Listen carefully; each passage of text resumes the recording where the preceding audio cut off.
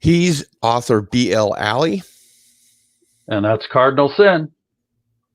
And welcome to the show. Really pleased that author of Science Fiction Extravaganzas, B.L. Alley, could join us. Going to have a really interesting show tonight talking about science fiction, literary, vintage literary, pop culture, and authors, and all kinds of writing and literature tropes. So let's get into it. First, let's talk about some of your books. Let's. I'll go ahead and share the screen here as you tell us what we're looking at. And those are actually my notes, so we don't want to look at those. Here we go. Do you have one that you'd like to start with? We could start at the beginning, which is Arbor Day. Okay, so let me pull up Arbor Day. There we go. There it is. All right. What is Arbor Day? How did that get started? Arbor Day was born from a trip to Colorado that my wife at the time took for a family reunion. And as we were driving through northern Arizona, we passed Twin Arrows Trading Post, which was abandoned at the time. But it's a place I had visited when I was a kid when we would travel. But the thing that struck me is there are two colorful giant arrows still standing out there that were like the main attraction. And for whatever reason, those two giant arrows just sparked an idea as we drove by. And my mind just suddenly flooded with all kinds of story ideas. And I started dictating to my wife those ideas, and she wrote them down. And when we got home, I started putting together an outline and actually writing out the beginning of the story. And Arbor Day is an anthology book, is that right? It's three stories. It's first of a trilogy, Mm-hmm. although it wasn't written that way. It was originally intended to be just a standalone because, frankly, I didn't even know if I was going to write another book. I thought it would just be, a notch in the belt and move on. But yeah, I'd considered writing a novel before that, but never really had an idea that sparked that kind of flood of ideas before. So that's how that came about. So I just started going, and it took a while, but that's how that originated, and it just went from there. Cool. So can you give us a quick summary of the plot? Yeah, it takes place in a modest Arizona city, which is based on a real place, but I fictionalized it. But an event happens that devastates the town and completely isolates everyone from the rest of civilization. And it's mostly about surviving, but along the way, of course, they figure out more and more what's going on, what initially happened, and what's happening as it evolves. And they have to try to keep themselves safe while adapting to the new conditions that are created. It almost reminds me of Under the Dome, the Stephen King novel. I hadn't heard that one before. Have you heard of Under the Dome? Yeah. Yeah. Please continue. I'm sorry I interrupted. Oh, that's all right. Interrupt me as much as you like, because then I don't have to talk as much. Okay. Well, that'll be easy. I do that naturally. And once I had the basic idea down, when I was exploring what the threat was going to be from the giant arrows, how they were going to pose a threat other than the obvious. These giant arrows have come down from the sky into Yeah, this one little town. What, like around it, inside it? everywhere, Okay. everywhere. So yeah, initially they cause a lot of just physical destruction, but then the survivors find out that there's more to it. And one of the inspirations for that, the more, was War of the Worlds, specifically the red weed. Interesting.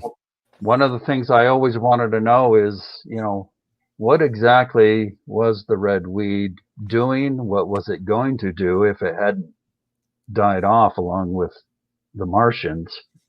Mm-hmm. So I thought maybe I'll kind of, not obviously based on that, but kind of inspired to explore that what if.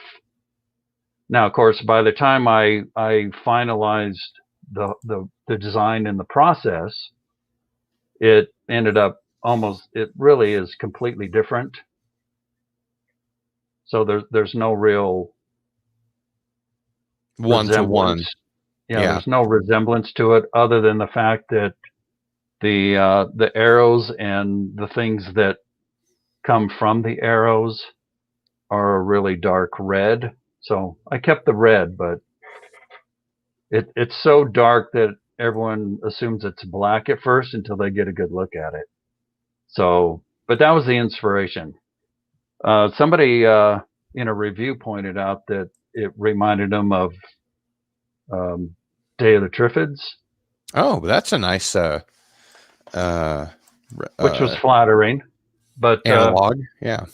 Yeah, I thought about that for a second. I thought it wouldn't have taken much for me to really go that direction, because in fact, at one point they think that might be what's happening, is something like that, but it doesn't turn out to be that. But it's funny that while that's one of my favorites, it wasn't a conscious influence at all. Right. Just War of the Worlds, but that was interesting. But that can give you kind of an idea of what they're facing. And correct me if I'm wrong, but it looks like all of your books are available for 99 cents as an ebook or $9.99 as a paperback in general. Is that correct? Yeah. The 4 of the novels, the science fiction novels, are all $9.99 in paperback. The other 2 books are, I think, a little bit cheaper than that. But okay. I had put everything for the Kindle version at 99 cents. Just maybe help people who are stuck at home afford more reading material if they wanted, without having to pay full price for them. That'll last to the end of the year. And then the next one is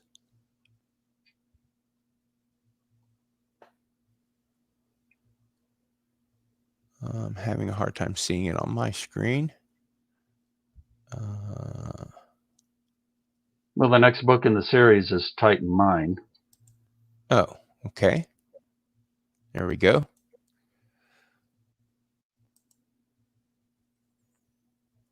That's and the one. Can you give us a summary of that? This is, I don't want to get too spoilery, but don't spoil it. Just give us an idea. As the title suggests, it takes place at a mine on Titan and above Titan. See, I was totally going for like an enemy mine thing. That I had is totally also come at it from accurate. a different perspective. Yeah, it has kind of a dual meaning that way. Yeah. So you're not wrong, but you have to read the book to find out why. But so it's a play on words by the end of the book. Kind of, yeah. It definitely has a dual meaning, just like Arbor Day does. You know, Arbor Day actually refers to the holiday or celebration of planting trees, but it Hmm. also directly refers to the event. So yeah. But Titan Mine is kind of a parallel story, looking at it from a different perspective. In what way? Um, More from the other side of the event and what might have led to it. Hmm. And they the miners actually discover something on Titan that turns out to indicate a threat to all of humanity, basically, Turns out to what, all of humanity? to be a threat. Hmm. Basically, is a sign that some kind of extinction level threat is occurring, and they have to do something about it. And what is it they're mining on Titan? I'm just curious. Methane Interesting. Interesting. and a little nitrogen. Yeah, everybody could use a little more nitrogen. You can when you're on Titan. Yeah, that's for sure. Okay, and so then after that is Plan B, correct? Correct. And what can you tell us about Plan B? Well, Plan B is kind of the culmination of the first two books. As I said, Hmm. they're kind of more parallel. So both of those kind of lead into Plan B.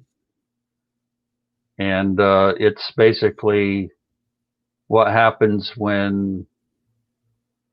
basically when initial plans fail and new plans are put into place from both sides. Initial plans for what? For war? Uh, well, for the goal that initiated the event in the first place. So is this the same event as in the first two books, or is this a different one entirely? It's the aftermath, basically. I see. So it's like Act 3, so to speak. Yeah, in a sense. Okay. And And it just follows, a couple of familiar characters and a bunch of new characters to try to resolve it when they thought they had already resolved it. mhm, Hence the Plan B. right, But there's also a Plan B on the other side, so again, it has multiple meanings. which is always cool. I'm really trying not to spoil these. Well, I know it's hard. You have to get people somehow. Okay, so then we have, I'm just going to go to relative age because I read about 73 pages of it last night. Before I knew it, I was at page 73 and I was like, I've got to go to bed. So it was a pretty tight read. It was entertaining and engaging from the very first page. And I wish I'd had time to read more of it before our show today, but I'll let you explain in your summary way what relative age is about. Well, relative age is my version of a time travel story. Time travel has almost always been my favorite subgenre of science fiction, all the way back to A Sound of Thunder and The Time Machine, of course. Mm-hmm. And I didn't think I would ever really get to tackle it, but obviously once I got into writing again, and prove to myself that it's something I could do and I enjoyed doing. Once I got a couple of novels under my belt, I decided at some point I think I want to tackle that topic, being my favorite. It And then seems to have a kind of a new, different take on time travel. which is something I consciously wanted to do, rather than following the familiar tropes of time travel, uh, the familiar mechanisms and motivations behind it.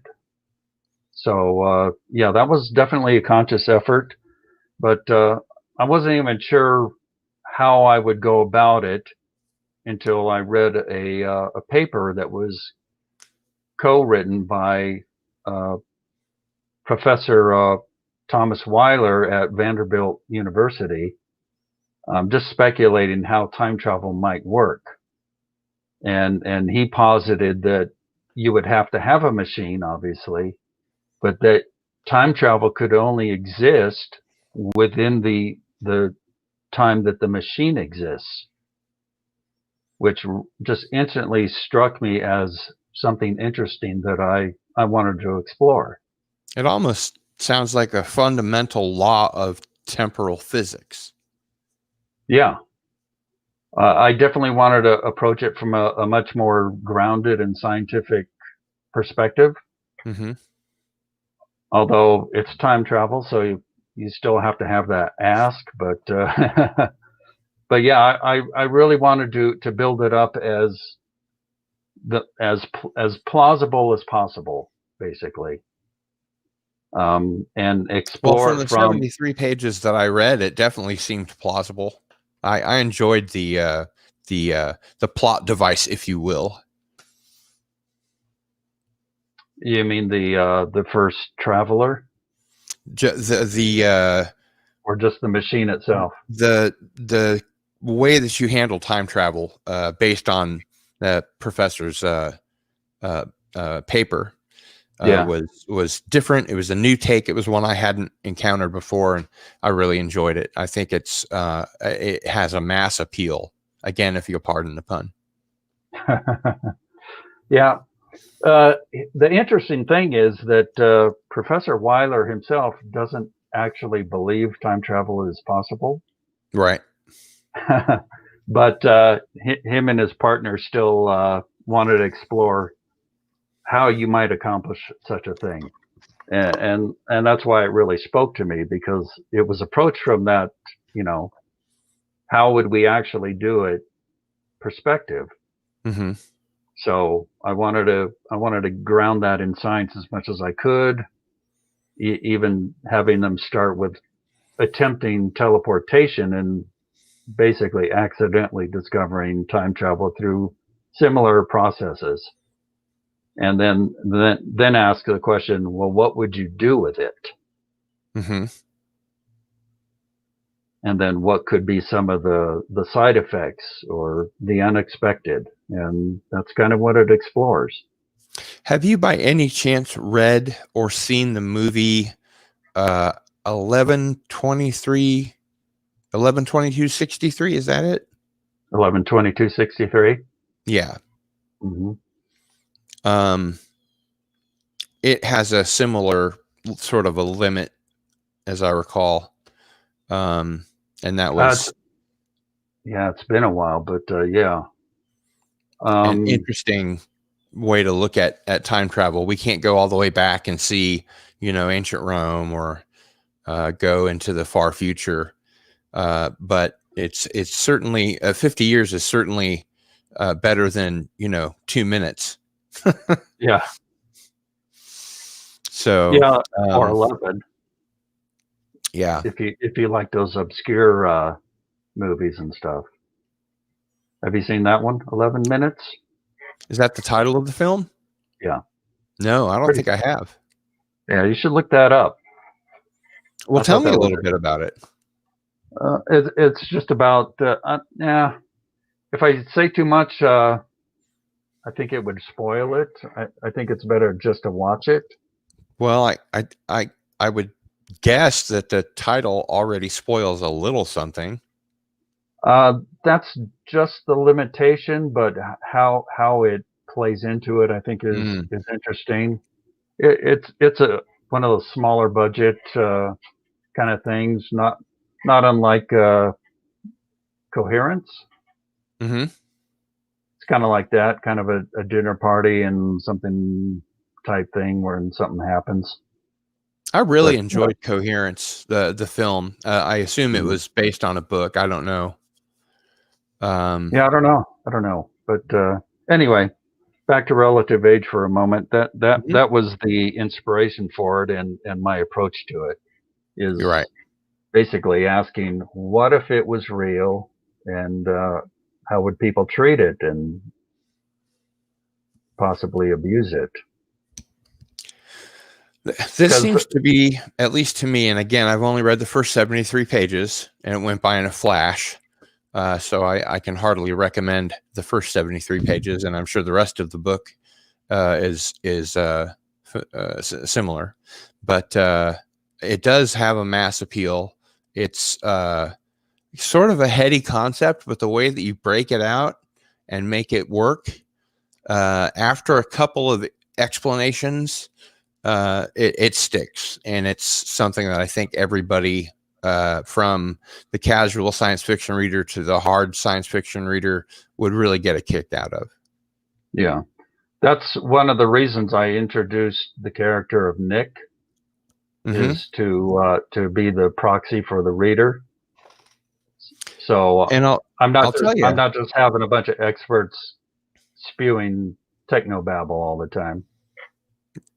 jibber jabber, technobabble. Yeah. Yeah. It occurred to me while I was reading that since this was the first of your work that I'd read, that Nick could be sort of a recurring character, like Matt Helm or a Jason Bourne, or however, more in a Tom Clancy kind of a way, I guess. Yeah. Had that occurred to you after you finished the book?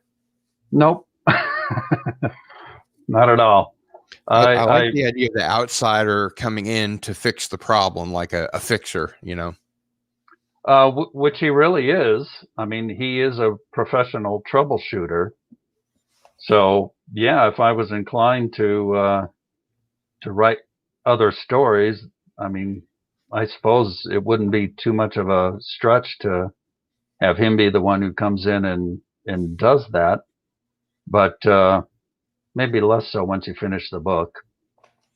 I see just in my mind's eye, I see a lot of potential with, these government or NGO think tanks, or both, that are on, bleeding edge of technology, and they're at some impasse they can't figure out. And so here comes Nick, and he's the guy that's going to fit it. Just sort of what came to mind, Yeah. So yeah, I, for one, after I finish the relative age, would like to see more from Nick. And we'll see. Yeah, the other. Go ahead. I was just going to say, the other thing I wanted to avoid was some of the common tropes of time travel.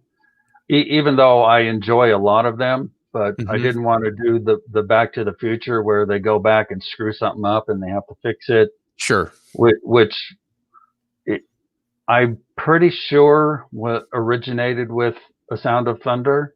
I could be wrong with that. I don't know all of the early time travel stories. I mean, some of them, but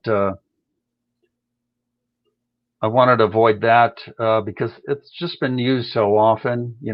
Either somebody does it by accident, or some antagonist gets hold of the machine and goes back to try to benefit themselves, that kind of thing. Yeah, which is fine as long as it's done well. But it's a staple of science fiction books and movies. Everything from Time Cop to you know, uh, whatever. I remember we discussed Predestination, All You Zombies, the Heinlein story. And I actually have seen the movie. I watched the trailer, and I remember not only seeing the movie, but liking it quite a bit. Yeah, it's one of my favorites. When I saw that on streaming, and at first I didn't know what it was, but then I realized that it's actually an adaptation of All You Zombies, and I was like really excited. And they pulled that off really well, considering the twists and turns that that story takes. And yeah, that's definitely one of my favorites. Yeah, I enjoyed it. It was different. And if I'd read the book, it was a long time ago. I don't remember the plot. But they even say All You Zombies in the trailer. Mm-hmm. The guy's like, where do all you zombies come from? Or something like that. I don't remember. Yeah. So then next, I just pulled up Identity, whether it's next or not. What's Identity about? Identity is 3 short stories. Oh, that's the trilogy. Okay. Yeah. But that just came about because I had written some shorts, and I was just kind of itching to get another book out. So I thought maybe I would do that instead of writing a novel. Mm-hmm. I had an idea for another one, but the technical aspects were going to be pretty involved, and I wasn't sure if I was going to be able to put in that kind of time. So I ended up turning that into that's interesting. I ended up turning that into a shorter story, focusing more on the characters and less on the technology and stuff, because it was going to be really heavy in robotics and artificial intelligence. Cool. But I think it actually works better as a short. Is it a sort of novella length type? No, it's a short story. Uh-huh. It's on the long. I think it's on the longer side of a short, but yeah, and they vary in length, the 3, but they're all very different. The first 2 were expansions of shorts that I had already written that I just decided to go ahead and expand out and really explore more about what was going on with those. And then so I picked those 3, wrote them out, and then I was trying to figure out a title for the book, and just coincidentally, all 3 had some kind of theme about identity. Mm-hmm. And that's how the title came about, just completely by accident. It's not like I wrote the stories or selected them because of that. I had completely selected them and wrote them out, and then tried to find something in common between them, and that was it. Hence the title. Ah, I see. And then there's one more, as I recall, right? The Diamond. Diamond. Looking for the diamond. There it is.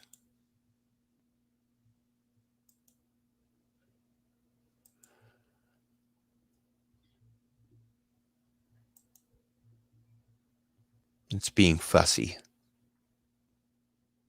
The book? No, my getting to the to the book. All right, so lay it on us. BL, what's the diamond about? The Diamond is a old-fashioned ghost story. And it came about one day when I was watching baseball and just had an epiphany. Mm-hmm. Kind of another what if. So the funny thing is, I actually started writing that while Arbor Day, my first novel, was with my editor. So I was like, I wonder if I could do that again. And then I had this idea, so I just started writing, and I got pretty far into it. But then, my editor came back with Arbor Day, so I had to focus on that and getting that finished and published and all that. But once Arbor Day was published, then I went back and finished the Diamond again, kind of to prove to myself that I could do it more than once. Mm-hmm. And again, I had the idea, so that's what the Diamond is. That's exploring that idea and showing that I'm not a one book wonder. And what is the summary of the plot of the Diamond? It's about this couple that moves into a new house, brand new house that was just built in a brand new housing development.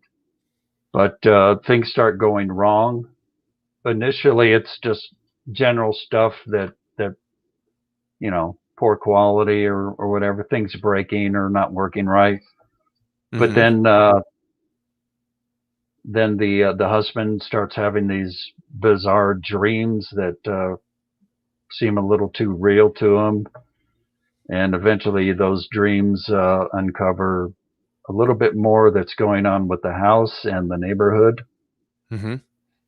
And so they start researching that, and while having some conflicts with the builder, but then it ultimately all kind of ties together when they find out what's really going on. It sounds very interesting. It's also my shortest book, if you looking for something lighter to read. Mm-hmm. I think they're all they all sound wonderful to me, and My shortest novel, I should say. I would like to encourage everyone in the audience to get thee to Amazon. Do you have a code or anything that is helpful for you for people to use, or should they just go to your author page? They can just find them on Amazon and buy them there. Like I said, to the end of December, the Kindle versions are going to be 99 cents, and then they'll go back to the regular prices, which will range from 99 cents. Your audio froze for a second. Can you repeat, please? Which part? About the until the end of December. Okay. Yeah, the Kindle versions are 99 cents until the end of the year, so through December, and then they'll revert back to their regular price, which ranges from 99 cents for Identity up to probably $3.99 for the more expensive ones. So still pretty affordable. Cool. Yeah.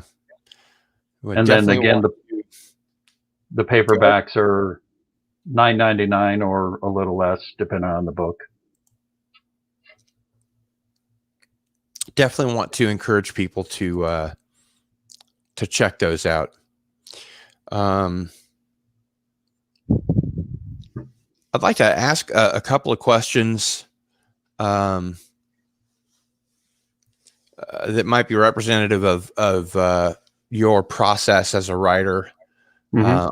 I'm also a science fiction writer, editor, and soon-to-be publisher. I understand that you were communicating with Andy Weir of The Martian fame the other day. Very briefly, just a quick email exchange. I brought something to his attention that I thought he might be interested in. Is that something you can talk about, or something he would prefer? You not? No, not really. But understandable. Back in the day when we were both getting our first books off the ground, I went back and forth with him a few times on social media, mm-hmm. just because at the time we were kind of in the same boat. But yeah, that was fun. And then of course The Martian took off, so that was exciting. I mean, can you explain the process of how that book got started and what happened from there? Well, I don't want to speak for Andy, but basically, kind of like me, he had an idea Mm-hmm. for the story, and just decided to write a book. And very much like me, that he set out to do that. You And mentioned that he wrote his own program for. yeah, he because he was in software and stuff, he was able to write his own program to do the calculations for the flights to Mars and back. So all of that was very accurate because it was all calculated out by computer. Mm-hmm. Um, That's and fascinating. yeah, and one of the reasons I love that book so much is just that attention to detail. Very reminiscent of authors like Michael Crichton or Robert Forward, who take the time to do the research and portray the science as accurately as possible, which is something I also try to do. I know that he got a little bit of flack for the the wind blowing over the. Storm. Yeah. But I forgive that because that was a conscious choice. It wasn't Yes. just a lapse in judgment or Or being he'd too lazy failed to to. Yeah. research it. Yeah. And that still fits into one of my axioms of storytelling, which is as long as there is a plausible explanation, even if unstated, then I don't consider it either a plot hole or a mistake. Right. And even though it's highly unlikely within the world of the Martian, I always figured that there was some explanation for that storm to be that strong, whether it was because we had been planting algae over the surface and already changing the atmosphere or whatever it was, or it was just a perfect storm of Mm-hmm. events. Yeah. So Who knows? It could be anything. yeah, And it never bothered me. But one again, thing. Go ahead. I was just going to say again, that was a conscious choice on his part. So that's essentially his ask, Right. is that the storm happened in the first place. But because he paid so much attention to the other details to portray everything as accurately and realistically as possible, I have no problem forgiving that ask. Sure. I mean, And, it's not as unrealistic as time travel, so come on. well, yeah, and I was just going to say in science fiction, we agree with the author to have one willing suspension of disbelief as long as everything else is explained. Mm-hmm. And that's certainly, it could have been anything. He chose the windy day to knock over the ship, or it was going to be knocked over, or whatever. It could have been anything, Yeah. But like you said, you get that one willing suspension of disbelief, whatever it is, and you have to start the conflict off somehow. So Yeah. that was I the mean, way he chose to do it. Yeah. It's not like he had a Gorn come out and wreak havoc on the camp or something. Right, right. Which actually is uh, kind of similar to, is it the Red Planet or John Carpenter's Mars, where there's the atmospheric flight machine that keeps coming by and screwing with the astronauts, eventually starts knocking them off. I don't remember what that was. I think that was Red Planet. I think it is Red Planet. Because the John Carpenter one was the one with the ghosts. Mm-hmm. In fact, wasn't And it? It the was face called on Mars Ghosts of opening up. Mars. Yeah. No, that was Mission to Mars Mission to Mars, right. with the face. Yeah. That was really lousy. Yeah, there were some interesting things in it, But Yes. yeah, a little too many asks and other breaks in science Yeah. and, It and it logic. violates that axiom you were talking about. Yeah. Because the thing is, I see a lot of criticism, from people or justification for poor writing, saying, "Well, it's fiction, so who cares?" or "It's science fiction, who cares?" Yeah. But you can't just make everything up because then nothing seems real. One of the other things I say to, especially to writers, is you have to get your facts and your science as correct as possible if you expect your audience to buy into the fictional science. Hmm. Yep. Absolutely. That's something I can get behind for sure. Um, That's one of the things Star Trek always tried to do. They went pretty far out there at times, but things like warp speed and teleporters and all that, transporters, those are all based at the very least on solid theory, if not especially at the act. time. Yeah. Oh, yeah, absolutely. I mean, even for that time, there were theories out there, and that's where they came up with that stuff. They didn't just make it all up.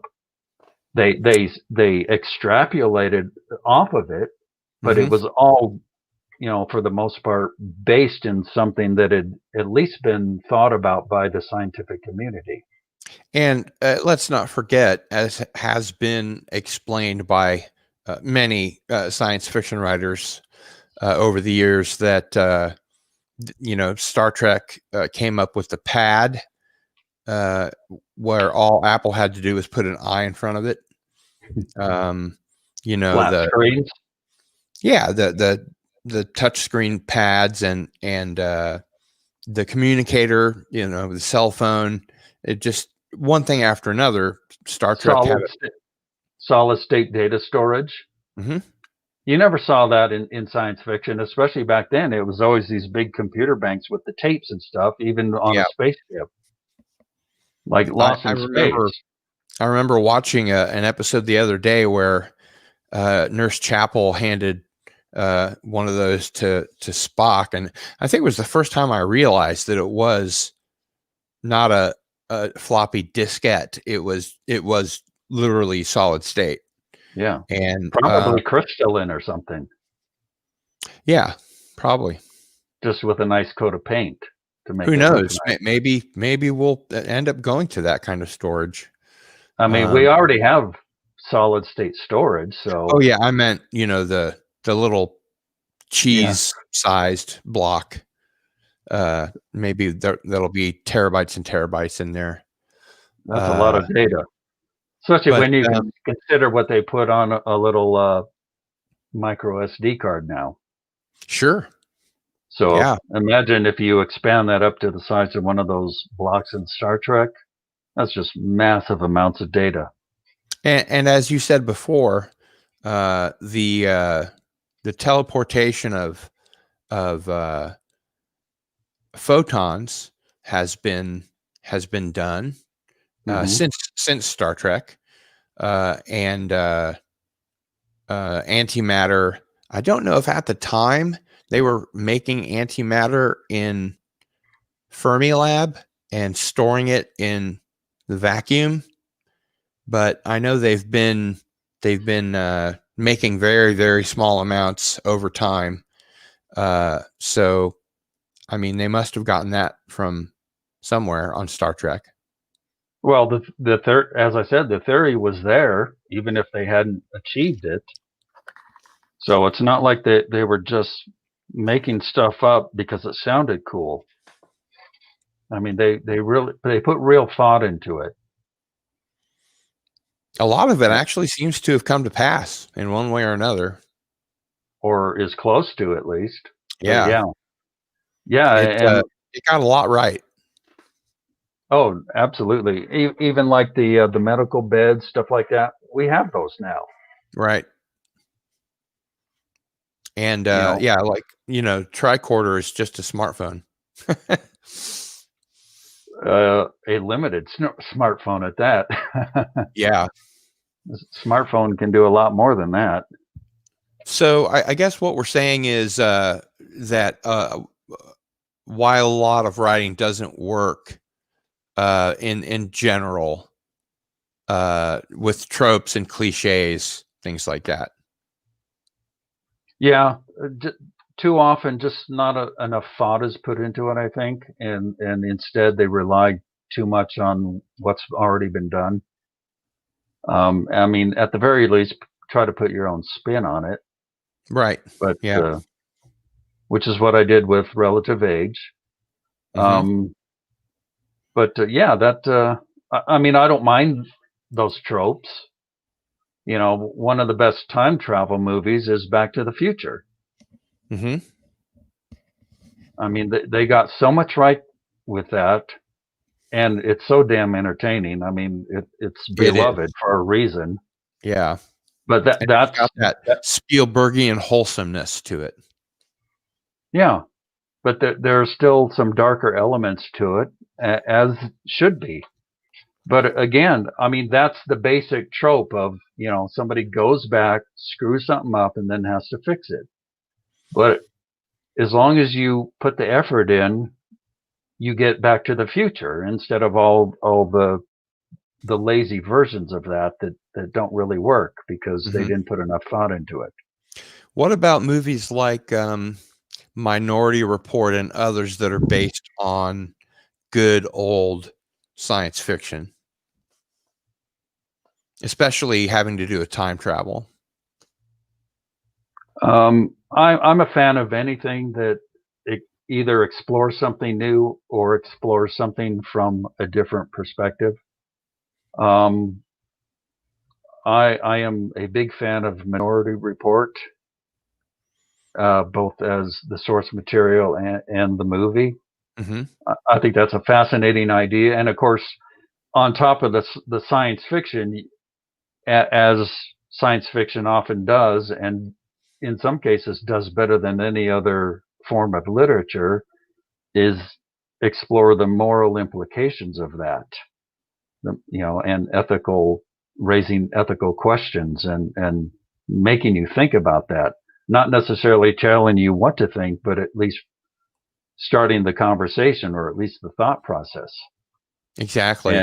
And that's one of the better examples of that because, the whole question of, are you actually going to arrest and punish people for something they haven't done just because they were going to do it?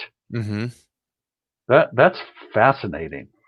And even slightly further, if we extrapolate that, we know they would have done it or will have done it. That's why we arrest them in advance. That's even a headier concept. Yeah, that's.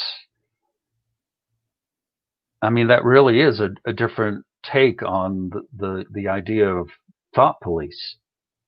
Yeah. Yeah. Because can you be punished for your thoughts? Or for Because acts that you commit in the future but haven't happened yet. that's exactly the point of that, though, is that because they intervened, it didn't happen. Mm-hmm. So how do you punish them for the crime when it didn't happen just because they were thinking about it? I love that stuff. Yeah, I'm a big Philip K. Dick fan from long time ago. Yeah, me too. I would And like to move on to uh, some AI directions like Ex Machina, the movie AI, and maybe talk about how AI is in general working its way toward what Ray Kurzweil calls the singularity. mhm. What's your take on films like that, and if you think we're actually getting anything other than narrow AI?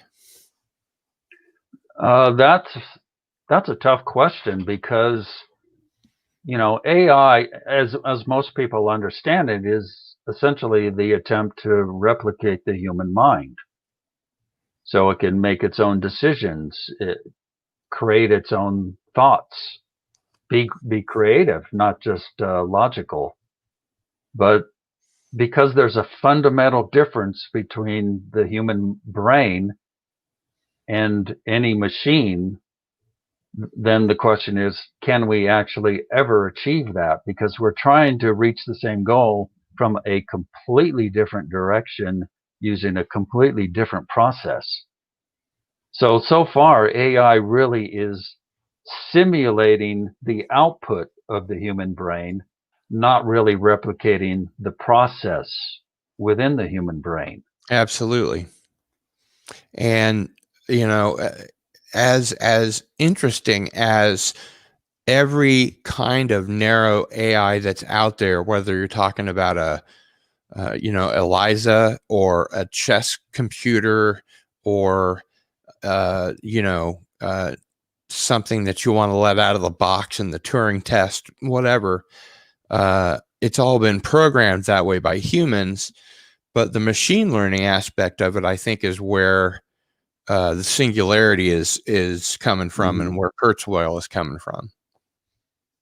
Once Yeah, the machines learn to program the machines,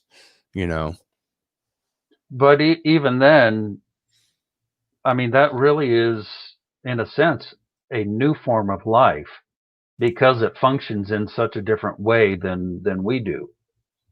So I wouldn't even classify that as artificial intelligence. I would classify that as a different form of intelligence, perhaps equal or even superior, but different, if that makes sense. It does, and it's again the trope of many science fiction stories, movies, etc., which is one of the reasons I brought up AI. I think that movie is really profound, and Hmm. um, Ex Machina absolutely blew me away. I mean, every time I watch it, it blows me away. Yeah. And while I don't want to give away the ending for anyone that hasn't seen it, it came out in like what, 2014. Um, Yeah, it's something like that. it's really got a different take, I think, which which makes us think more about those episodes of Black Mirror, and when at what point do we give AI human rights, or rights at all, uh, Or because even humanity. Do we actually want to give it humanity? well, I mean that's one way to look at it, certainly, but as it is a different form of life, as you said, Right. there has to be someone to advocate for, Chappie and I don't remember Ada. what the name of the character, yeah, Ada, um, all the different robotic AI that are out there that look human, more human than human, replicants, etc. Um, Nexus 6, Nexus 9. At some point, there will be a singularity. Whether it's in 2024, I don't know. But uh, it seems to me like at some point, the ethics of this whole thing need to be in front of the science. Does that make sense? Oh yeah. Yeah, you bring up Blade Runner and, do That's kind of androids the whole dream of point of that electric movie. sheep? Yeah, especially because they're organic, but they're still created. It's like, are they people? Are they just hardware that looks like us? Are they soft hardware? Well, in Yeah, the original exactly. Blade Runner, they're lines of the same model, I think. At least that was my understanding of it. And in 2049, which I presume you've seen, Mm-hmm. It seemed to be more of a, we can make them individually different because that science has progressed. Yeah. Yeah, they're still organic on the outside, I suppose, is how you would look at it. Yeah, I think it was just in the first one, they would create multiple versions, kind of the same, or possibly, you had different. They were on the same level but looked different. But that's in a sense just cloning, really. At that Hmm. point, once you've created the code for the first one, then you can just replicate it. Hence, replicant. Right. I was But going to say. But yeah, it seemed like they were in by 2049 they were really focusing more on individualism with the replicants, and which in my mind deepens the uh, the the The question question of, of humanity. Yeah. yeah, Or rights, any way you want to look at it. And the same right. thing, of course, with Ronald D. Moore's Battlestar Galactica, the Cylons, completely different take on Cylons from Glenn Larson's version in 78.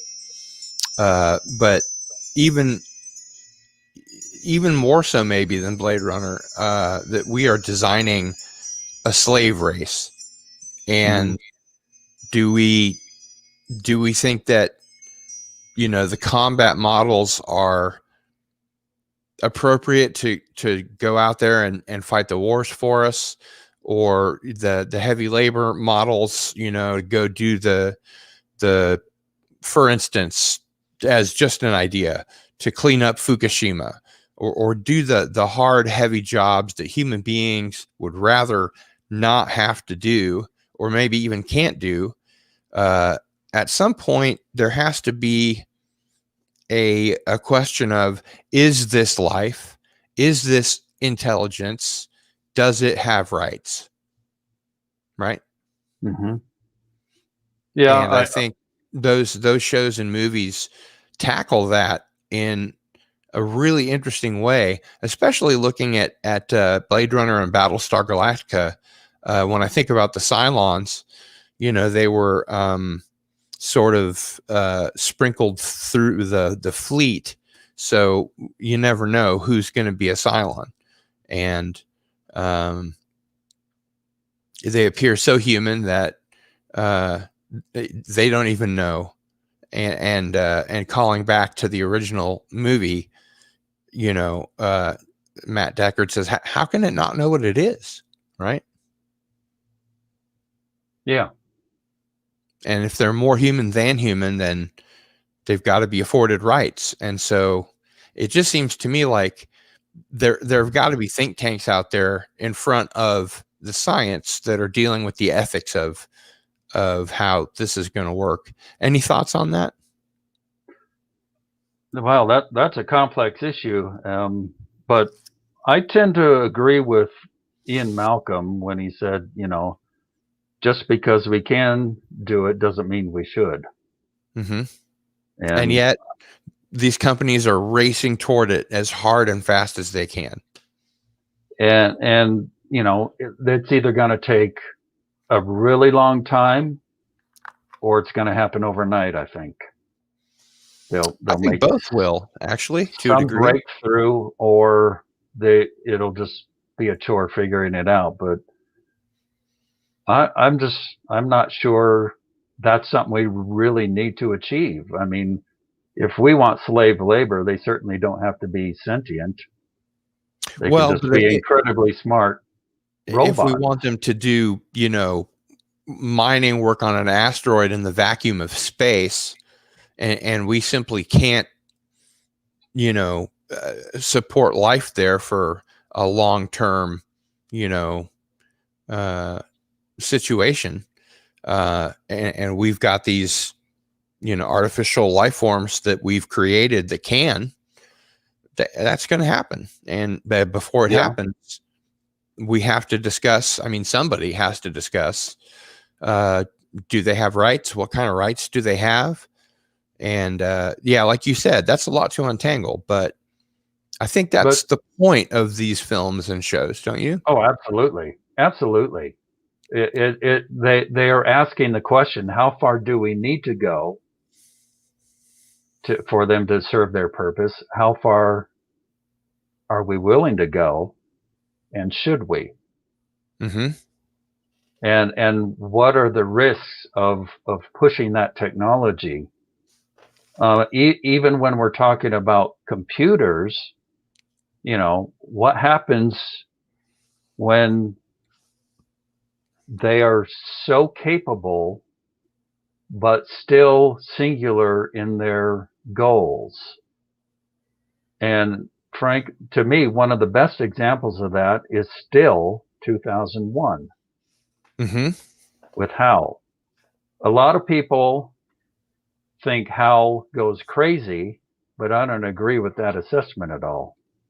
And I think it's more terrifying because of that. Right. Because Hal isn't uh,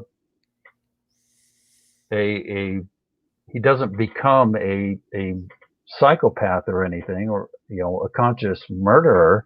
Mm-hmm. He's just Trying to so follow his capable, programming.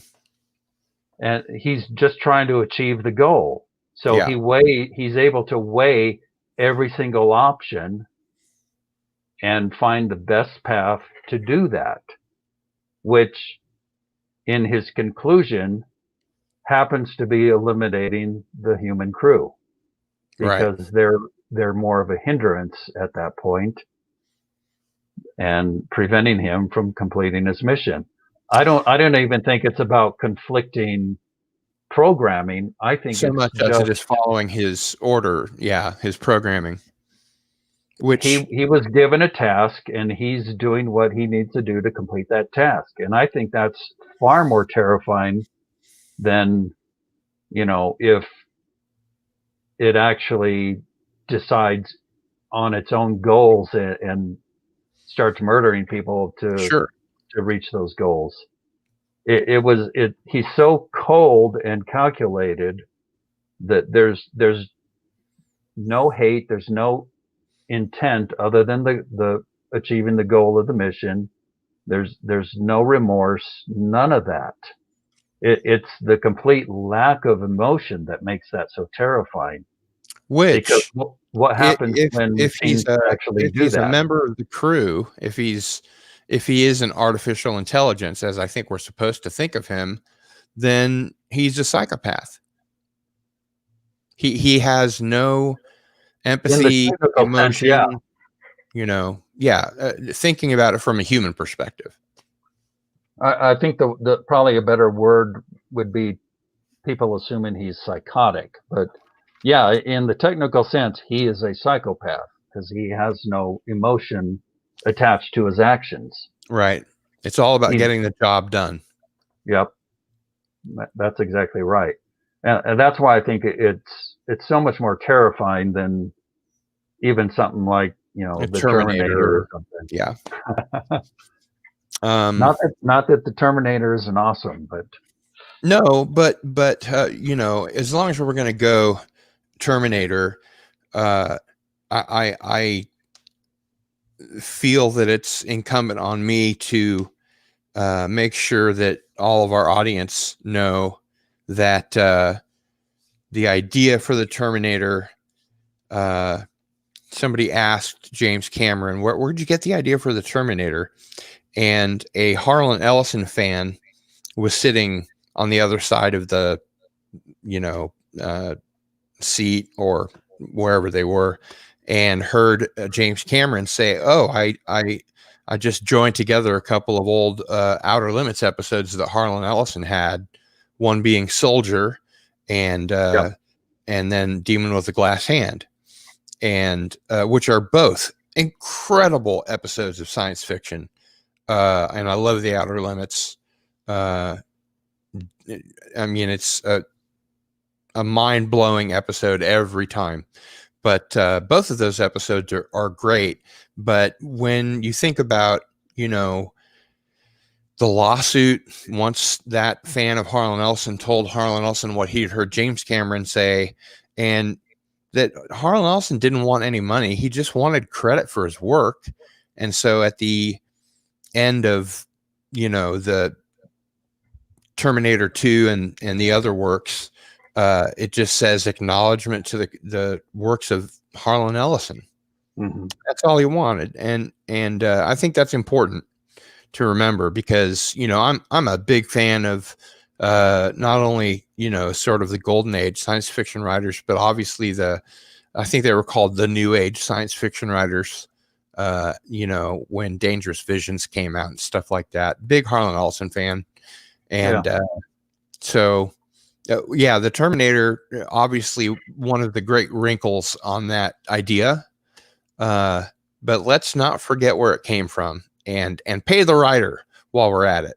While we're talking about Harlan Ellison, pay the writer. Yeah. Yeah. I mean, I could have believed Cameron when he said it just came to him, or it was inspired by something else. But then when you watch those episodes, especially Soldier, that's right out of the movie. Yep. Some of those sequences they're black and white versions of the movie. In a sense they are. And even Demon with a Glass Hand, which is, I think, probably my favorite episode of The Outer Limits. One, just because I'm a huge Robert Culp fan, and I always have been. But the way that everything happens, and that there are these other, combatants from the future, which, on the budget of The Outer Limits were guys that had black, around their eyes, or it could have been lipstick for all I know. And then like a black piece of pantyhose, down and over whatever shirts they were wearing. They were the bad guys from the future. And once Robert Culp took care of them, they got sent back up the line. They didn't get killed. They were just, they returned to the future from whence they came. And he's continually getting more information, finding one thumb and then a finger. And as he gets more, he understands more of what he is and what his mission is. Very Terminator. Yeah. I mean, he's the cold calculating one there. And I think the voiceover at the beginning of that even explains that better, although it's been a while since I've seen it. Yeah, that one I haven't seen in a while, so I'd have to review that, and probably should. Yeah, I mean, it's a great episode for anyone to see at any time. But it's I've got all the DVDs of The Outer Limits getting ready to watch here in a few days. And that show scared the heck out of me when I was young. Oh yeah. Of course, a lot of them did, even Star Trek at times. Mm-hmm. And yet, for some reason, I still enjoyed watching them. Most of them I had to watch in syndication, but I did see some Star Trek when it first aired. But I kind of put the brakes on that when a couple of episodes kind of scared me, because I was pretty young. Yeah, I was too. I forget the name of the film, but it's got Gene Hackman in it as an astronaut, and there are these 3 astronauts aboard a rocket or something. It's pretty early, and there's an oxygen leak or something like that, and one of them has to die. And the short, small one says, "Well, everyone knows the smaller guy takes up more oxygen, right?" And one of them is brave and decides to leave the ship, and I was just horrified. I was at Christmas at my grandpa's house, and I asked if I could stay up and watch the movie, and just kind of sleep on the couch, and they were like, if you can do it, if you really want to. I guess they knew what was coming. But does that ring a bell? Is it Marooned? Might be. I think it's Marooned. Have you It seen was, that? oh yeah, Okay. not for a long time, but yeah, James Yeah. Franciscus from Beneath the Planet of the Planet of Apes, the Apes. Right. Yeah. and That's right. Longstreet. The I only believe. thing I remember that was that Gene Hackman was in it. I Yeah, think. and Richard Crenna. Yeah. Yeah. And this is So again, an older movie, and I was a pretty little kid. But I'd been reading science fiction and seeing the really old 60s Euro horror and stuff like that on Fright Night, and then the next day they would have science fiction adventure theater here in the Kansas City market. And so I got to see lots of, Godzilla movies and cheap B films. But when I saw that, yeah, that's when it put the brakes on for me. I was like, whoa. And yeah. either my uncle or my grandpa or somebody said, yeah, I told you not to watch it. But Yeah, it's funny because when I was really young, even though there were a few examples of things kind of scaring me, I I think still watched Mirror that Mirror is stuff. a great example of a Star Trek episode that would scare the heck out of a little kid. Yeah. Charlie X scared me. Hmm. Um, Devil in the Dark. But even so, I would watch stuff like Night Gallery after the Twilight Zone ended, and Serling started doing Night Gallery, Hmm. even though that was kind of scary. And then the Night Stalker, and I watched the Twilight Zone every night at 11 o'clock when I was supposed to be asleep. I could not go to bed without watching the Twilight Zone, and it was responsible for shaping a lot of my ethos as a writer. Uh, those kinds of morality plays, the way that Serling expertly hid the morality plays inside science fiction, the way that Gene Roddenberry would go on to do, uh, Mhm. had a really big impact on me as a fan of science fiction and as a writer. Oh yeah, absolutely. You know, Sort of I wrapping the stories up inside something that the censors couldn't really see. which is the best way to do that anyway. You know, you Hmm. Yeah, you know, make the just audience think, make the viewer think. yeah, and give them the information they need to form their own ideas rather than tell them what to think. Exactly. It presented it. It said, "Here it is. What do you think about this?" Hmm. Unlike now, where it's usually you need to think this about that.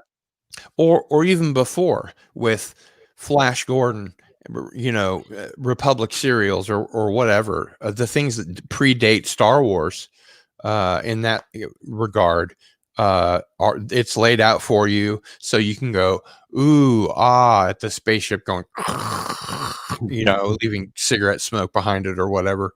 Um, yeah, it's again authors like Philip K. Dick, Harlan Ellison, that those stories leave a long lasting, sometimes lifetime impression on you because they make you engage your imagination and think about what they're saying without putting it out there on a silver platter, like you said.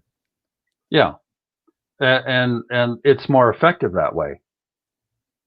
You know, you beat somebody over the head with an idea, they're just going to resist That's true. because they don't want to be beat over the head. Yeah. But And if you, the process of discovery, I think, like I said, from the hard science fiction audience to the generalized science fiction audience, I think everyone prefers that sort of a story to being beaten over the head. Mhm. That process of discovery, whether it's in a book or a film, a TV show, that epiphany, that aha moment, when the viewer, the reader, whatever, is given the opportunity to sort of say, here's the idea, you pluck it, and then you have it. That's always the best way, just like you Yeah. said. Sometimes not even the idea, just different points of view, and the idea comes to them based on that and their own experiences. Mm-hmm. So I think that's a much more effective and more lasting way to convey ideas and get people to think and not just sit passively and absorb stuff and be told, what someone else wants them to think. I agree. I think that's probably the most important part of science fiction is that process of discovery, the eureka, uh, the um, the epiphany moment that the author has laid out for the reader, the viewer, whatever, and obviously knows where they're going. Do you? Like you said, what do you think?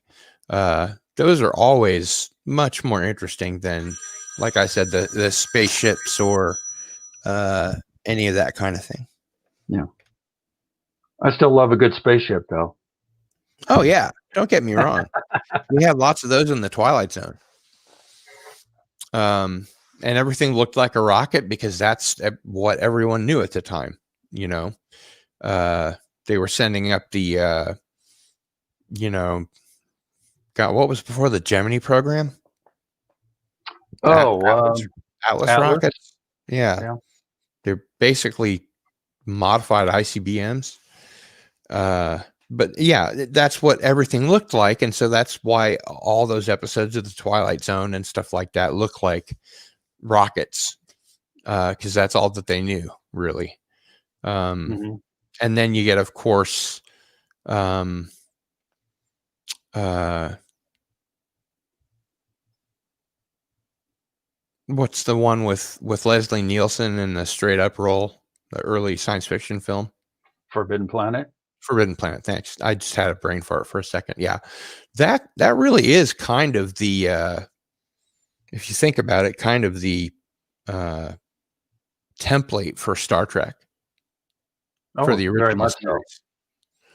Yeah, and it's again a story that has some of those early tropes, but also makes you think and offers you that situation of here's the setup. Do you understand enough to take it? Yeah, I mean, that's why that's still a classic and one of the best examples still, you know, in spite of its age and the time it was made in and the limitations, but also the creativity that forced. Hmm. Yeah, that's one of my favorites. Yeah, as opposed to something like This Island Earth, which also has some great ideas and is a really interesting and kind of a funny movie. It's a Uh, lot of fun. it is. It's a rip roaring, rollicking B movie on an A budget, I think, or at least it looked like it. If it wasn't, um, and Mhm. I certainly like the MST3K version of it. Um, One of my favorites is Destination Moon yeah, boy, that's an old one. because it is shockingly accurate in so many ways, even though it That's was true. made well before they were actually launching really anything significant, let Yeah. alone going to the moon. You know, of course, it has some of that goofiness, and some things Hmm. are just flat Camp. out wrong. But Yeah. man, if you pay attention to that and you're familiar with how that stuff is actually done, it's shocking what they Yeah, it were is. able to predict. It is. And It's one of the reasons why science fiction as a genre is so much fun, because either they get it right or they don't get it right in a really interesting way. Something that Because makes you laugh or yeah, because in both cases, somebody is thinking. They're either thinking, how would this actually be done, or how could it be done? But even when they end up completely off base, there's still so much thought and creativity most of the time that it's still entertaining. That's why even a lot of what are considered bad movies are still really entertaining, yep. because there was thought and heart behind it. And as you said, you have to believe the setup before you can expect your audience to believe it. Whether you're a Yeah, filmmaker or an author, you know, uh, how can you expect your audience to pay attention and be interested and follow along if you're just making stuff up, right. you know? And Yeah, I guess with Destination Moon, they were making stuff up, but they got a lot of it right. but they were thinking about how that would actually be achieved at the time. Yeah, Uh, in fact, some of the things that are wrong are only wrong because the technology didn't yet exist and they simply hadn't thought of that. right. But just the overall process is incredibly close to what we ended up doing.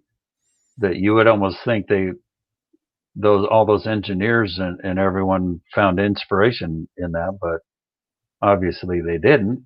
They just arrived at a lot of the same conclusions about how you need to do it.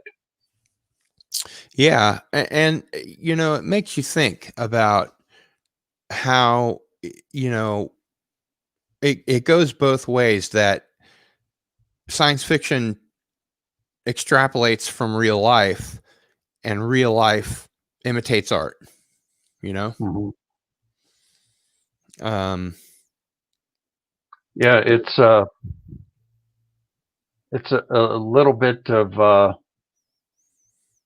I guess just a yin and yang, where one kind of starts the ball rolling and then the other takes over and pushes it, but then the other one comes back and takes over, almost like a relay, where once you get it going, then they can switch back and forth.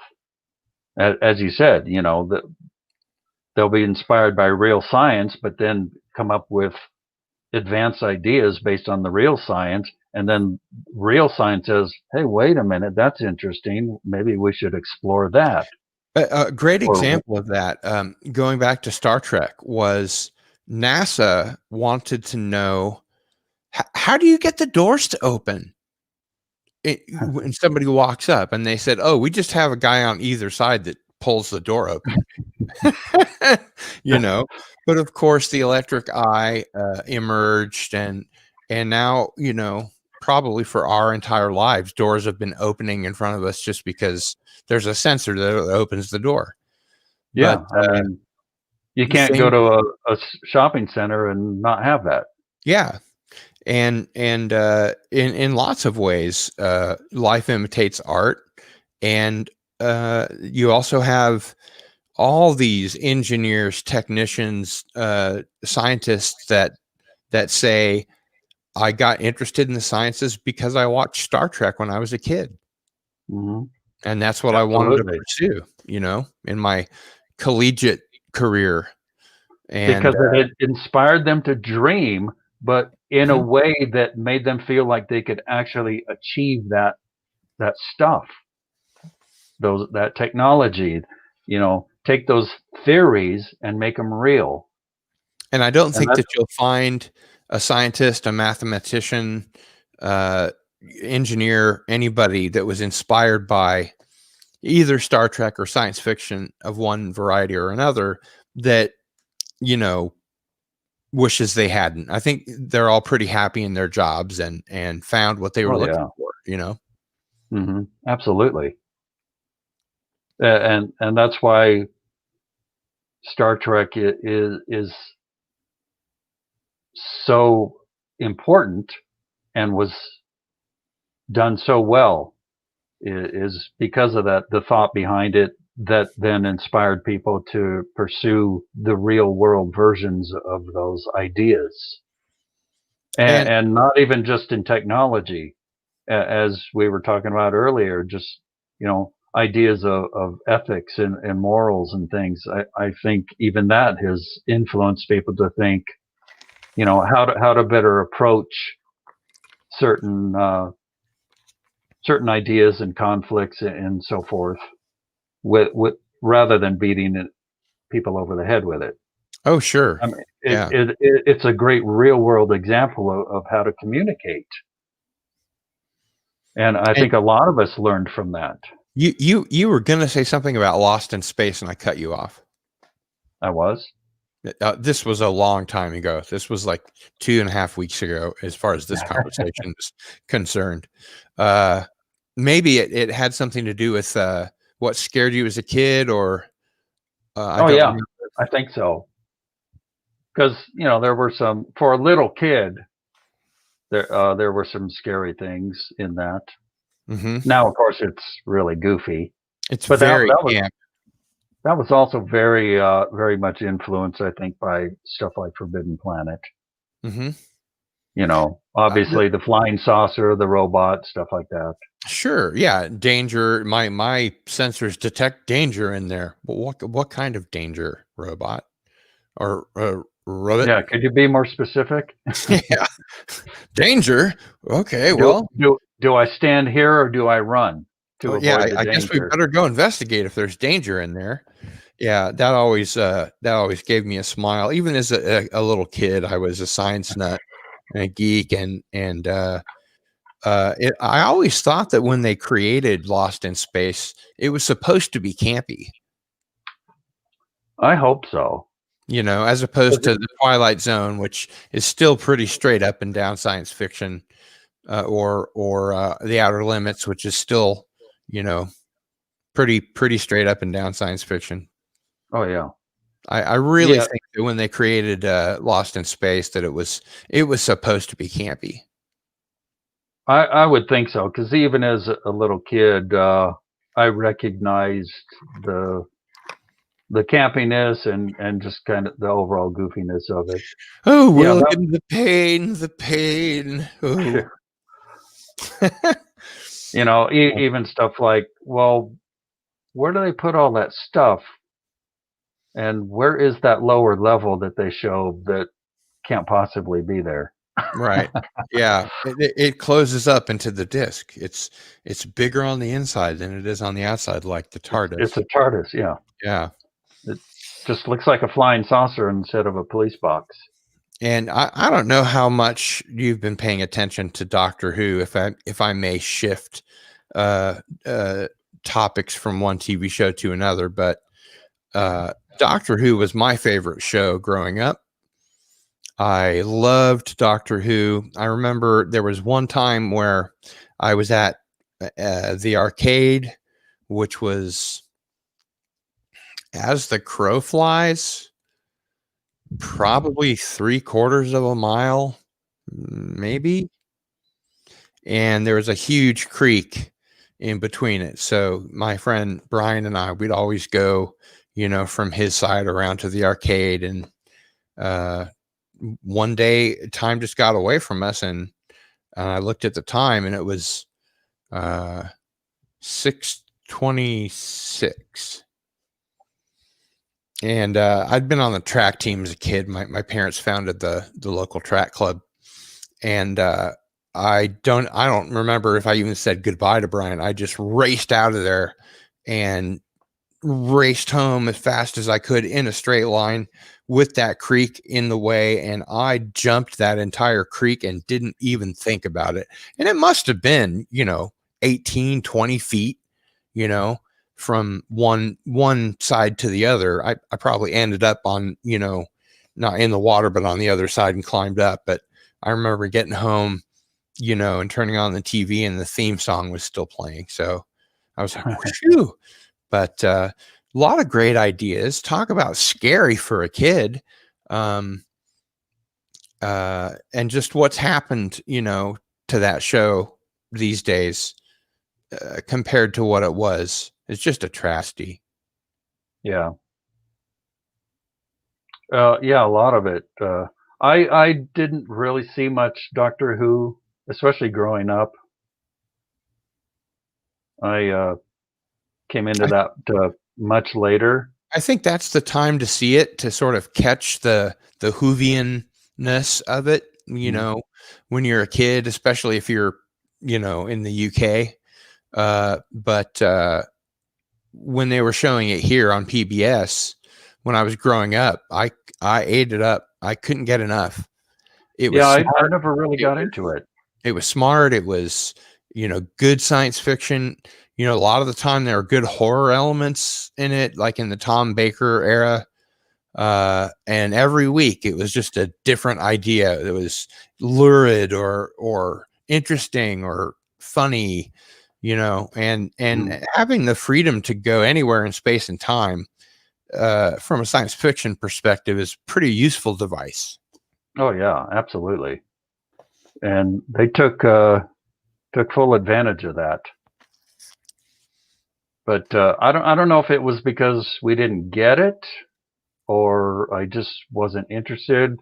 Because I mean, we got UFO and Space 1999 and stuff like Hmm. that, but I don't recall Doctor Who really being on regularly where we lived. Hmm. Of course, we lived kind of in the sticks, but yeah, I don't really recall that. I really didn't get into that until they brought it back, and I started Right. watching, and then went back and watched a bunch of the older episodes. Well, thank goodness for that. Anyway, you know, Yeah, getting but some exposure to it is important. yeah, I haven't watched it in quite a while now because I just kind of thought they lost their way. Yeah, and now, the current iteration of it is has been for a number of years, just woke, no story, just preaching, wagging the finger, and Yeah, the e- opposite of what we were talking about earlier, exactly. Nobody which wants is to be preached or hit over the head, with told anything, told what to think rather than given ideas and let them think for and absorbing themselves. a good story. Yeah, and Yeah, I was not really into the new iteration of it from the beginning, but I gave it a chance, and the first episode was pretty blah, and after that it became on purpose woke. And I followed it for a little while because I was such a huge fan, and then I realized what they were doing with it, and then I heard about the BBC's diversity initiative, where they have to put on screen a representation of the audience. So if there's 30% of the viewing audience that's this, you have to have 30% on all of the TV shows, and it does not serve the story. Does not serve the story when you yeah, act like that from a storytelling perspective. Same thing with Star Trek Discovery. And I know that this is kind of an old, tired saw by now with the fandom menace crowd. But it's true. I mean, it's those kinds of shows are not enjoyable because not only do they, hit you over the head and lecture you and wag their finger, but there's no story. There's nothing fun or interesting to enjoy anymore. It's just a sort of an identity politics platform with which to preach to the the people that used to love this or that show, and it really doesn't do anyone any good, because then you just lose the fans, and the people that I guess are into that message, they're not going to end up watching, Star Trek or Doctor Who or whatever. Once they've, ticked that box, they're just going to move on, and then you've lost everything. yeah. I mean, even the people who kind of like that sort of thing and agree with it, they're not learning anything from that. They're just being told what they want to hear and what they already think. So it's just validation for them, and And that doesn't help anybody. the news recently is that on the Reddit Star Trek Discovery board, that they got tired of it and started grumbling and saying, I don't like being preached to, and Michael Burnham is always uh, God or whatever, the savior of the universe, and it's all about this one character who is a Mary Sue. And I suppose both of us should say, don't get me started on the Mary Sue character, right? Yeah. Talk about an uninteresting uh, idea for a character.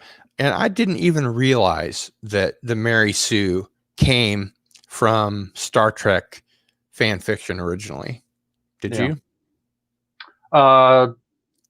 Not until more recently, but yeah, I was kind of aware of that. But I was definitely what they, familiar with the idea of the Mary Sue before I knew yeah, from where it came. yeah, oh yeah, absolutely familiar with the concept even before the term. Mm-hmm. But what they did to make that even worse is just create a completely unlikable character. To Before, everybody, yeah, I would yeah, think. before you even consider any of the agendas or their all of their virtue signaling. Hey, look what we're doing. First black female lead and all that. She's Not just not a likable character. not She's even an the first asshole. female lead. Not the first black female lead. Maybe the first black female first officer. And now she's not even a first officer. Yeah, it's weird. But the notion that they're the first ones to come up with any of this progressiveness or representation when that was always done in Star Trek is That was the whole ridiculous. point of Star Trek. They just showed it on the screen. They didn't tell you anything. They let you absorb what was useful, And and those characters were there because they deserved to be, right? not Based on merit. not to meet some quota or anything, but because they were the best at what they did. Yep. The best And of the it best. didn't matter where they were from or what they looked like. They got that job because they were the best at it. And Yeah. even in an era when they weren't completely allowed to say that, they did. And they got away with a lot, again, because of the setting, the way it was presented. And as the Star Trek shows started to, come out, the Next Generation and Deep Space Nine, etc., it was still the notion of merit, even though we got to see lots of different kinds of characters. We even moved from, uh, different. I like to think of the human race. So, whether it's Asian or black or whatever, obviously those are traits that are human traits, but they even moved into characters that, first you had Spock, who's half human, half Vulcan. Then we get into, I think, Voyager, where B'Elanna is half Vulcan or Klingon and half human. And so, yeah, by the time you get to Enterprise, they're wondering about concepts that those shows hadn't even touched. I'm an Enterprise apologist. I think I really like Enterprise, but I'm also a big fan of Jeffrey Combs, who's been. I think I think that Jeffrey Combs has tied Vaughn Armstrong for the most different kinds of aliens played in Star Trek. Oh, really? But yeah, but I liked him way back with Reanimator and all that stuff. Yeah, that's a little different role. Yeah, but Commander Shran on Enterprise, he was just great. Really dug into the character, and on Deep Space Nine, they killed him at first, and they liked him so much they brought him back. They had cloned him. Wei Yun, was that the name of his character? I don't. I don't remember. Yeah, I but wasn't as into Deep Space Nine or Enterprise as others. I mhm. need to revisit them again, but I just I had a hard time with Enterprise because I thought it was such a missed opportunity to really explore the origins, It and was, then and and then the canon violations for no reason. I was just gonna, why? I still and watched then it, the but third and the fourth season just couldn't have been any different from the first and the second.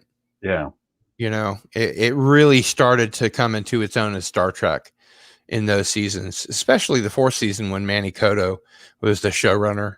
He's a great writer, has a ton of credibility, has written Odyssey 5. Are you familiar with Odyssey 5?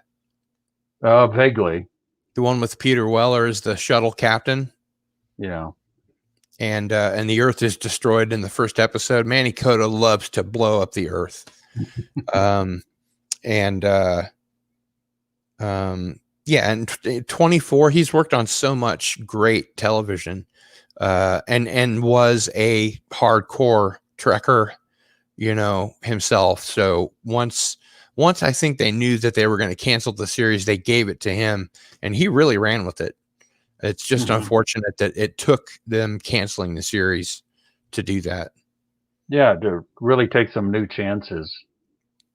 Yeah, But and yeah, I always tell people that think that they don't like Enterprise, watch the third and fourth season, or maybe even the second, and skip the horrible music at the beginning. That's what turns a lot of people off from the start. That it you don't was have that, different. that you don't have that great classical music that all the other shows have, that sort of invest you in the grandeur of what the Federation is, and how difficult it must be to create a starship or a space station. Yeah, I liked the opening, mainly for the visuals Hmm. because it was almost all real footage. Yeah, If I and then recall, only the last three shots in the entire opening sequence are fictional. right. Have you seen the fourth season? I have, but not since it aired, Have you and I seen might the have skipped some of it. I just have you remember the ending and being disappointed in that. have you seen the Mirror Universe episodes at the Yes, sort of toward the end of the season? That had all different, you know, uh, a different beginning, but it was all still real, except it went with like the HMS Enterprise and stuff like that, and had more of the pirate, yeah, thing. I really liked that opening. I'm just an absolute geek for Mirror Universe episodes, which Deep Space Nine did the most of. I think they did half a dozen. yeah. They really Even got though into it. I was disappointed that they didn't explore more of the origins of Starfleet and stuff. I still think it's pretty good Star Trek Enterprise. I remember recently, really recently, watching an Enterprise episode. I don't remember what it was called, but it was the one with uh, Mark Carradine. Is that his name? Hmm. Keith Carradine. Yeah, maybe it was Keith Carradine. Keith? And he was sort of in that episode. They showed how he was brought up at the same time as Archer, and that they were pals and they had a competitive rivalry, to see who was going to be the first one to break warp 2 and all this kind of stuff. And it was a legit origin story for Enterprise. I really like that. I wish I could remember the name of it. That's another series that I've got on Blu-ray or DVD, and I'm kind of making my way through for the fourth or fifth time. And especially given today's Star Trek, Enterprise is brilliant, genius writing. By comparison. Yeah, like I said, it's still pretty good Star Trek. Again, I just thought it was a missed opportunity, and I don't know why they felt compelled to just have another Enterprise, and it kind of looked like the other one, but that wasn't necessary. Audiences are intelligent and open-minded enough, I think, to explore new things instead of just stick with what's familiar. And especially when we had already seen in the motion picture, there was a whole other ship called Enterprise, and we never got to see that. Mm-hmm. The what was it, XCV 330, something like that, the ring ship. Right. Where's that? Yeah, it's in the technical manual. That's where it is. But that could have been really interesting. And they wanted to start the series off, Enterprise, on Earth and make it sort of the Right Stuff series, right? Mm-hmm. Oh, I would have paid good money to watch that. That was what they were supposed to do, and I think Braga and Pillar didn't want to hold the show back. They wanted them to go, So in the beginning, you get sort of the Vulcans looking over the shoulder of Starfleet and recommending that they be more judicial and sort of hold back, and then there's this whole tension and feeling of like, come on, we've got to get out there. But that was apparently supposed to be kind of the whole idea of the show. Was just keep it stuck on Earth. I would have been happy I would have been happy if they didn't jump on the ship and actually go somewhere until the end of the first season. It would have been a different tack for sure. Again, I think they just didn't give the audience enough credit for wanting to see something like that. I'm not sure how the audience would have reacted. I think especially back then, there was still a mostly positive and pretty strong fan base for Star Trek that I think most of us would have enjoyed seeing that. Something more like Starfleet Origins or something like that. Rather than just, here's another starship, we're going to jump on it and go meet aliens. I also remember after Star Trek 6, I heard that they had been floating the idea of a Captain Sulu series that I think they were going to call Starfleet Academy for some reason. But once we'd seen George Takei, as a captain, which was the only way he would entertain being in Star Trek 6, he said, "You've got to give me my own ship." So they did. But somewhere in there, before Enterprise and after Voyager, I guess, there was that time period where they were thinking about doing a Captain Sulu show, and they decided not to because they said George Takei was too old. And boy, talked about missed opportunities. Yeah, that would have been great. Especially since he was pretty damn awesome as Captain Sulu. Not only that, but just those few scenes. He's been in Heroes and all other kinds of, his own Broadway thing, Allegiance, and he's done all kinds of appearances on TV. Star He Wars. wasn't old at that point, he's always been youthful and vigorous, and even the way that we think of him now as the oh my, uh he's very youthful at heart, I think. He's got those great Asian genes. Yeah. And his commentary on Star Trek over the years, I think, has been very wise, and he really cares about Star Trek. He's not just some actor playing a role. He's heavily invested in Sulu, and obviously, came back to do Mark Zakri's story in was it Star Trek Continues? Lorelei, I think, is the name of the episode Mark Scott Zakri wrote. And it was, Sulu was had gone back in time and had a daughter and lived like a whole life in between these two moments on regular Star Trek. And it was a great episode, very well written. Mark Scott Zakri is always good. He's the author of the Star Trek Companion, which is an excellent book, I think now in its third printing. Big fan of that book. Big fan of his stuff. He's worked on, another guy who's worked on a jillion shows. When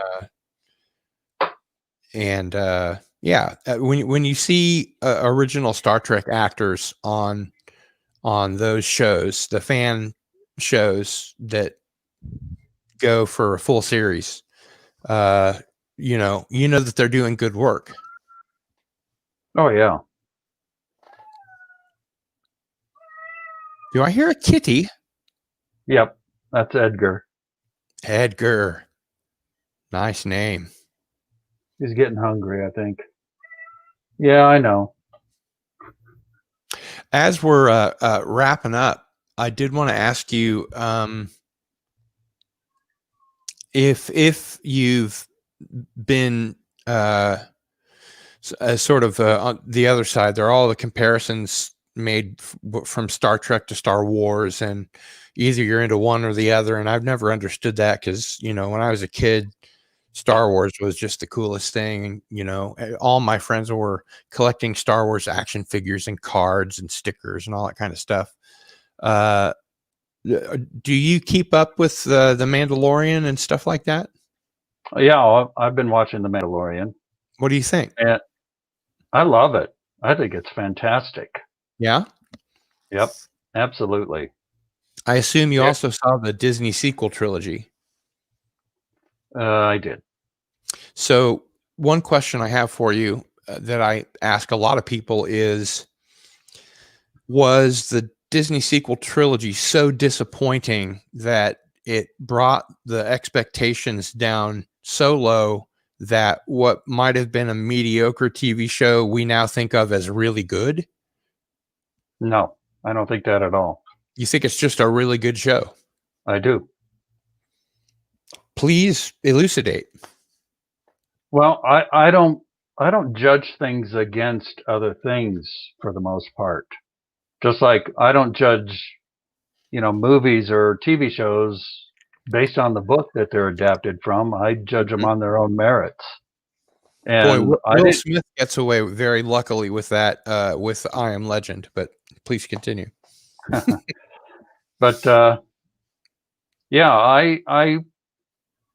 I wasn't thinking it was going to be anything until I watched it. I found the sequel trilogy, at least what did we see it all at that point? I think we did. But, I only watched the first two films. I also watched Rogue One, which I thought was pretty good. Yeah, Rogue One is pretty great in my opinion. In my own rating system, Rogue One is the third best Star Wars movie. Mm-hmm.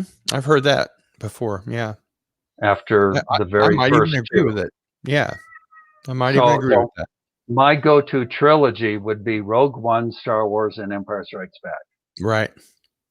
That's a pretty hard trilogy to beat, in my opinion. And back to the Mandalorian, how do you feel about, I think, what's been termed stunt casting, with all of the callbacks and, Carl Weathers and uh, Katie Sackhoff, et cetera, et cetera. I don't consider any of that stunt casting. I thought they decided those were the best people for each role. Mm-hmm. Um, the reason Katie was cast, I think, was because the animated version of that character was very much based on her. What I think it was you know? voiced by her. Oh, it was, of course, but there's a big difference between voice acting and acting on screen. Sure. But I would assume that they actually, in some way, based the look of the character on her also, as they did with some others, while others are completely different. Bo Katan is the name of her character, right? Yeah, Yeah. yeah, from the Clan Kreese. But Yeah, I never got into the Legends or Rebels or the animated show, although I understand they're good. I should probably watch them. oh, absolutely. I Clone. just I don't have Disney Plus and probably won't at any time in the future. But yeah, they're really good. The only reason that Anakin's turn makes any sense is because of the Clone Wars Right, TV show. that's what Because I heard. they completely fleshed that out and showed much more of that progression of him becoming more and more disillusioned with the Jedi Order and the Council in particular and all of that. Hmm. And Ahsoka Tano plays a huge role in that, in spite of the fact that she never appeared in the movies. Hmm. But her influence on all of that is incredibly significant, and that's why she's a fan favorite. And she's just a great character. A lot of people don't like her because she was really annoying at first, but that was the whole point of the character. Right, to show the growth of the character. But even more importantly, she was assigned to Anakin as his Padawan to test him. Oh, that It I was didn't know. it was as much about Anakin as it was Ahsoka. Hmm.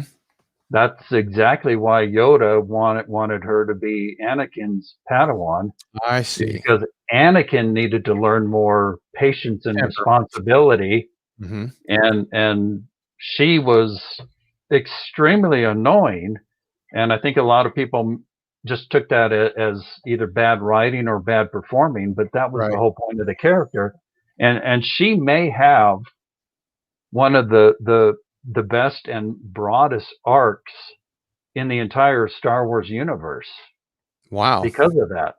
From where she starts her entire journey to where she ends up. And For that's why she's a favorite character of so many fans. for fans like me that are just, movie fans and haven't seen, the animated stuff, that sounds to me like a great incentive to get into it. Absolutely.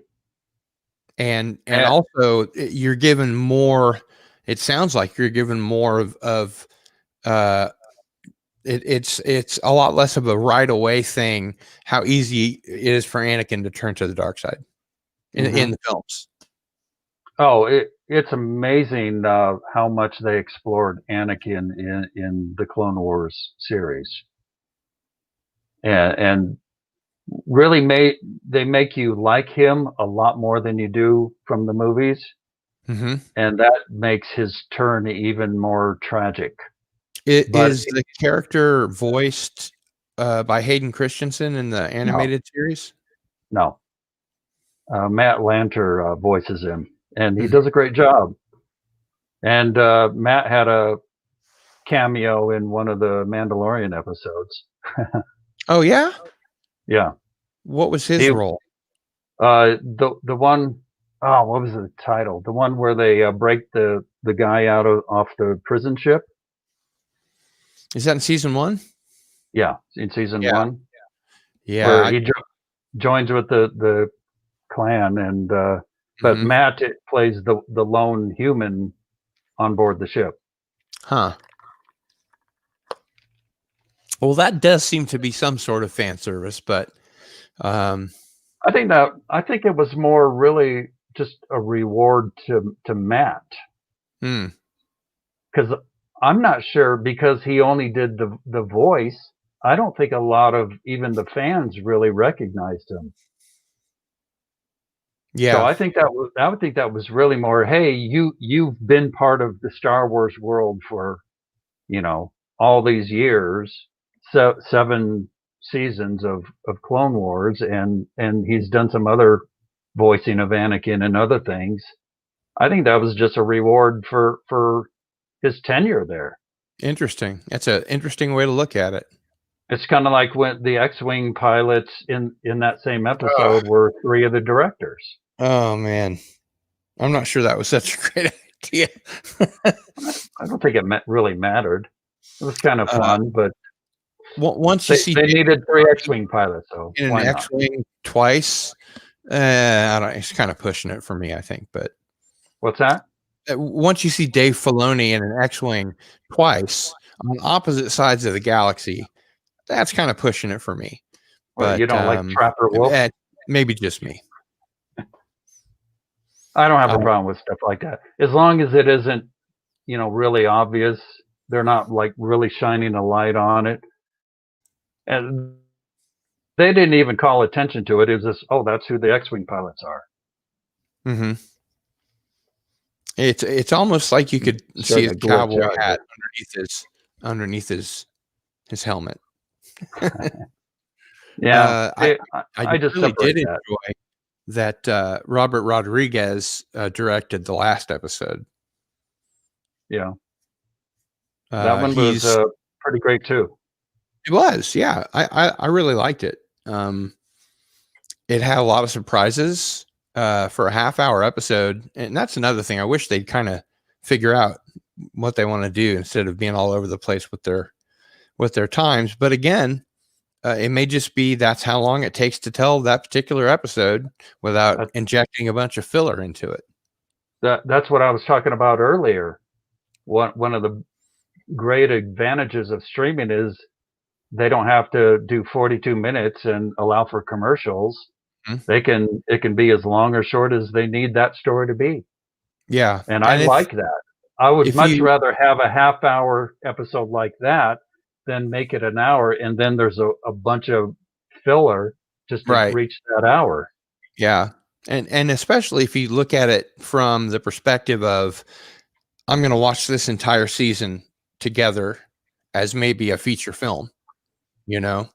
Mhm. Um, I I did that with season 1 after I'd watched the episodes, and it was just fine. I mean, it was as engaging as any other, you know, uh, sort of feature length uh, drama, be it, sci-fi or science fiction or what have you. Yeah. I've enjoyed it immensely, and again, not because I went in with low expectations, because I went in, as always, with no expectations, just hoping it's good, and I wasn't disappointed. And even the episodes a lot of people criticize for supposedly being filler, I enjoy those too. And as we've seen, though, even those episodes end up later contributing to the story. Mm-hmm. You never know when. It may not happen right away. And as we saw, I think the most highly criticized episode from season 1 was the Tatooine episode, because people just labeled that fan service, but it served a purpose.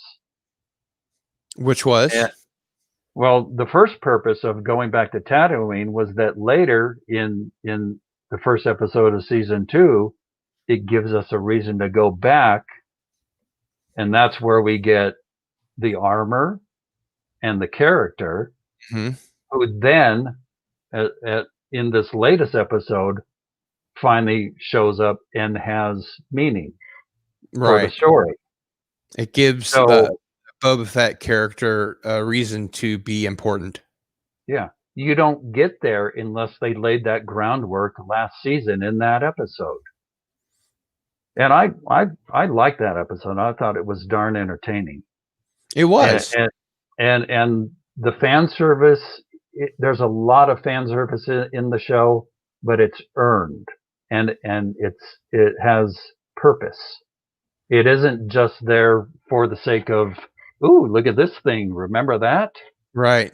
And There's that's been certainly a accusation it's made, especially on the channels of the various fandom menace people on YouTube, that oh, they're just, the universe is so small, they're just going over the same material over and over. But what you've said about, the world building aspect of it and everything makes a lot of sense. but the Star Wars has always been small in a sense. Wherever that galaxy is far, far away, it's a really small galaxy. It's not the Milky Way, Hmm. because obviously they get around really quick. It's the small Magellanic Cloud or something.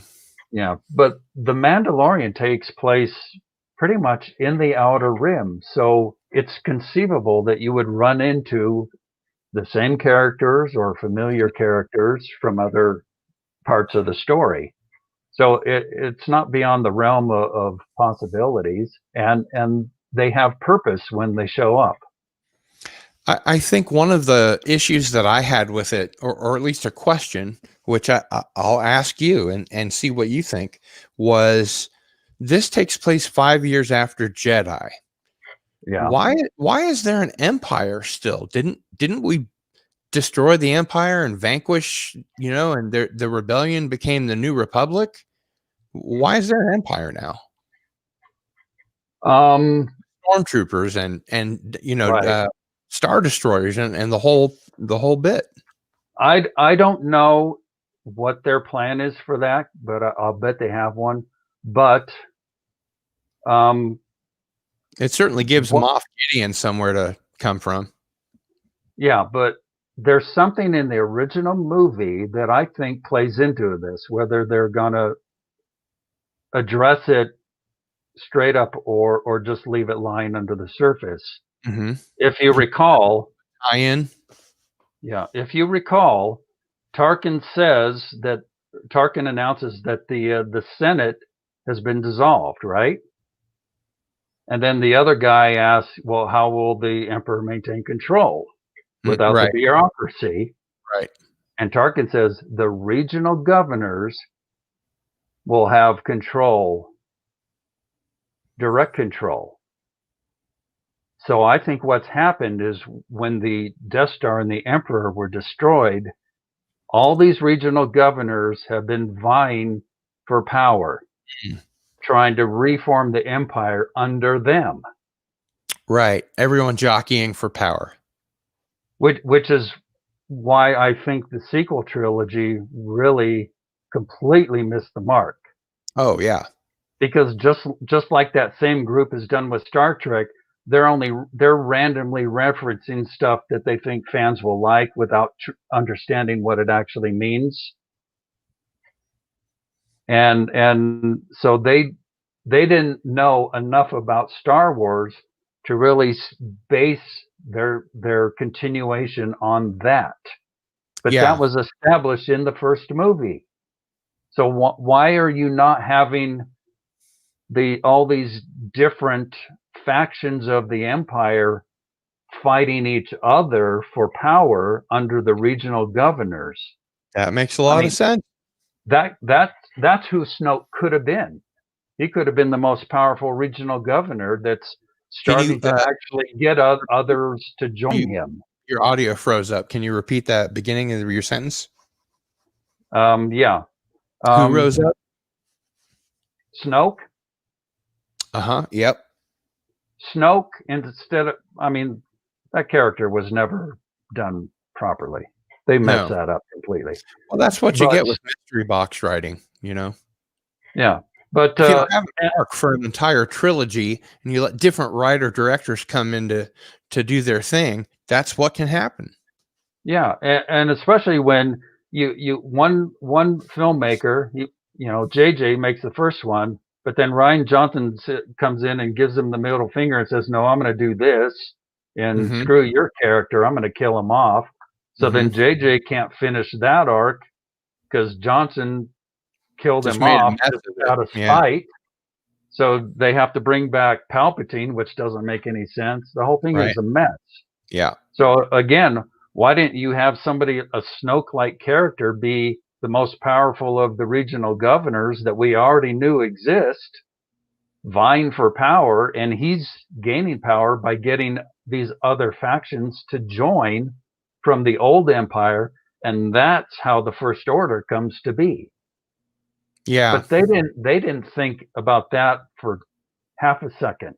No. They just thought it was cool. Oh, the First Order, and they didn't put any thought into that at all. The same But problem that you have with modern Star Trek and Doctor Who. mhm, It's not really handing the torch off to brilliant young writer producers so much as it is ticking the boxes and having a producer on board whose main goal is to have her brand of identity politics, like you were saying, virtue signaling. And then if there's a story, it doesn't even come in second or third. right. It's And completely basically, got nothing they're to do. more. Go ahead. No, I'm done. Okay. The problem with that, besides what you listed, is they're more interested in making it their own than respecting what came before. That's why The Force Awakens gets so much criticism for being a remake of the first movie, because they wanted their woke version of Luke Skywalker, you know, making it a woman, which I have no problem with, obviously. And Nope. there was so much potential with Rey, and Daisy Ridley is absolutely charming in the Fine role. actress. Yeah. It's But just again, no it was a character missed opportunity by story. not advancing the story, but kind of starting over almost as a remake. Although there's still a lot of original stuff, but I just think it was such a missed opportunity to not start by continuing the story and then maybe at the second movie moving That's where into the these new handoff is. characters.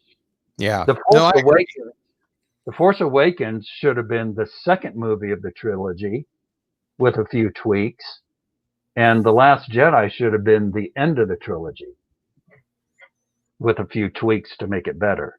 Actually, now that you say that, I can totally see it.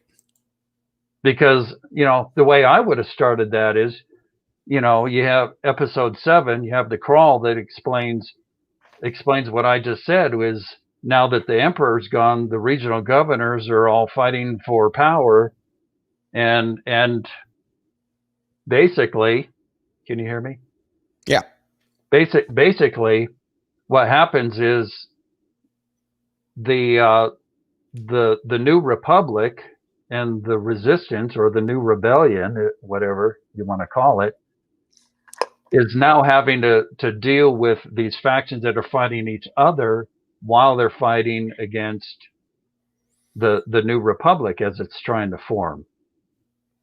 And that could after the crawl and the pan, we could have started on Jakku, but right after, at the Battle of Jakku, which was established in the video games. I never played it, but I know enough that that's where that came from. Huh. Why are we starting well after all of that? Mm-hmm. One of my biggest criticisms of the sequel trilogy is that all of the truly interesting stuff is in the flashbacks. Why it wasn't that the story? Yeah, which really in and of Luke itself is training not the what would Jedi. tell a story. Why wasn't that the story? We start with the Battle of Jakku. We can even see like we saw in Rise of Skywalker with Luke trying to train Leia to Oh, give did her, they show that? yeah, I very haven't seen briefly, the third one. very briefly. Did But they? Was that footage that was not used in the first film, or how did I they pull that I think off? it was just faked. Was I'm it not sure how. CGI or? I think so, Mhm. or repurposed uh, elements. But that would have been a really interesting way to kick off the new trilogy. Then you can jump forward to when Luke is training a new group of Jedi and struggling with Ben and all that across the course of all three movies. Yeah, that makes a lot more sense. But of Like, course, that requires an iota of thought. I mean, yeah, I mean, I just made that up Yeah, in a few minutes, and it's like I would have much preferred to see that. yeah. As you said earlier, I would have paid to watch that. You know, Where is the struggle? Where is Ben's struggle with the light and the dark and his fanboying over his grandfather? Instead, we jump right to the end result of that, and that's not interesting at all. right? He's There's no just development. There's no conflict and resolution. right. He's just It's a very, Darth Vader wannabe.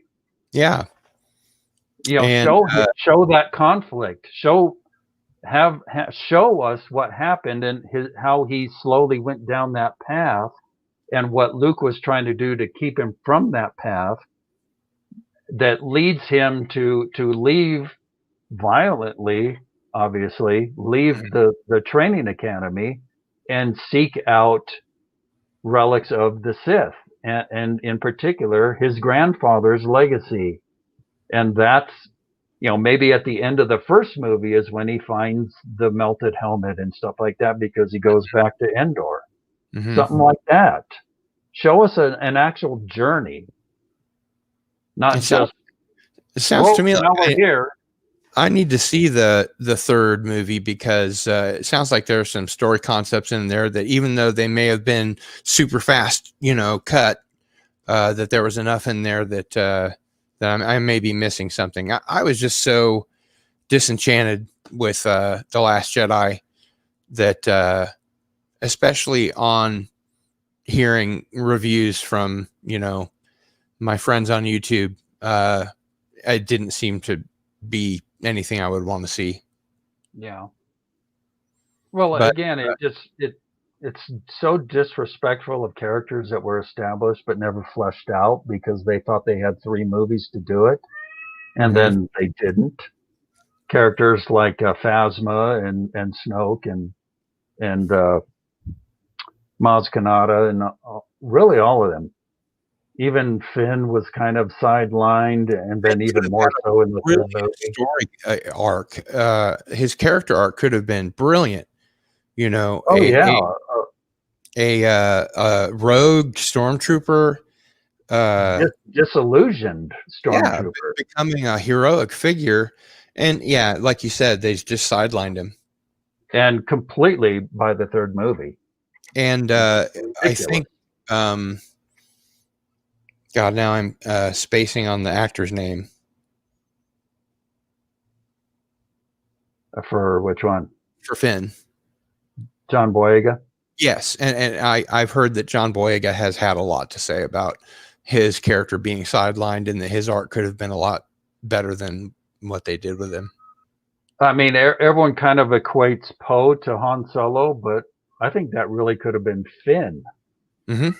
Because, when we first meet Han Solo, he's a scoundrel. He's not a good guy. He's not a Right. hero. He's in Yeah, it for himself. that's right. And he has that arc He's really over the two movies, because then he becomes a parody of himself in Return of the Jedi. But over Star Wars and Empire, he has that arc from being completely in it for himself and associating with the scum and villainy to being a exactly. hero. Yep. And becoming a general. But there is a in the hero rebellion. within him, and I think that's the opportunity that they lost with Finn.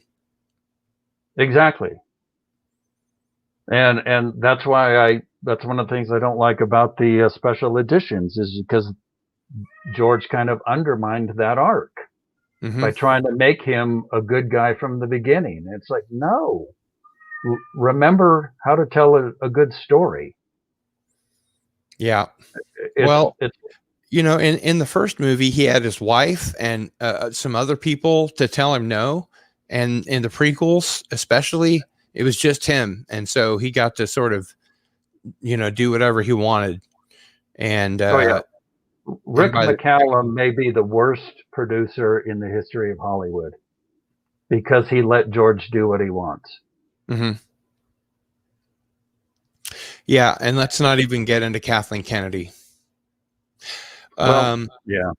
She's a great producer, but she doesn't know enough about the actual creative process, I think, to really pick the right people, especially for Star Wars. And I think she just picked the wrong people and didn't know enough about the franchise to oversee them.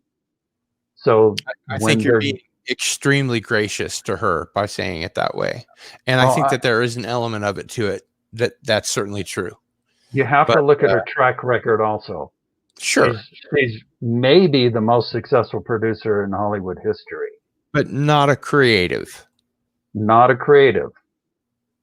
Being in charge of Lucasfilm was one thing, but she needed to hire somebody like a Kevin Feige for Star Wars and possibly any other franchise like Indiana Jones they wanted to revive. Not just the actual filmmakers. She needed that in between that understood the business side and the creative side, the way Kevin Feige does with Marvel. Yep. He is a brilliant producer, but he's also a massive fan and understands the material like few do. And that's why the MCU is so successful. Choice if Jon Favreau would have been involved from the get-go. Or Filoni or somebody, or it doesn't have to be an individual.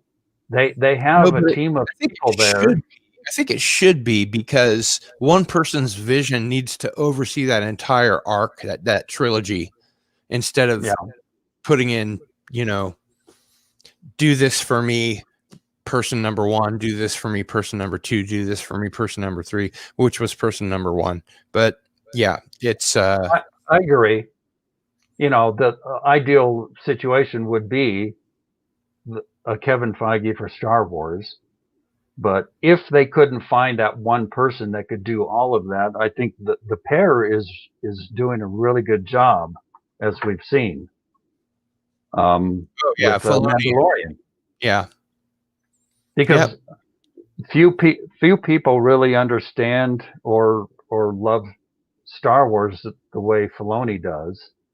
I mean, he worked directly with George. He absorbed George's passion for that.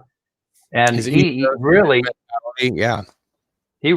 even understood it better than George did at that point, which is why the Clone Wars does such a good job of filling in all those blanks and inconsistencies of character and story between the movies. Interesting. So when you watch the Clone Wars and then you watch Revenge of the Sith, it's a completely different movie. I bet. Because those are of parts of my Filoni fan team. have to fill in. Yeah. And that's why I think The Mandalorian is so good, because those guys, they love the material, but more importantly, they respect it. Yeah. They're fans first. You can't just be a fan, because a lot of these people that are ruining the franchises are fans, but they don't understand how to make the thing that they love. Yeah. If you love, cheesecake, that doesn't mean you automatically know how to make a cheesecake. Exactly right. Yeah. And of course, science fiction and screenwriting and character development, conflict resolution, blah, blah, blah, blah, blah. Certainly much harder than making a cheesecake. They're in tricky though.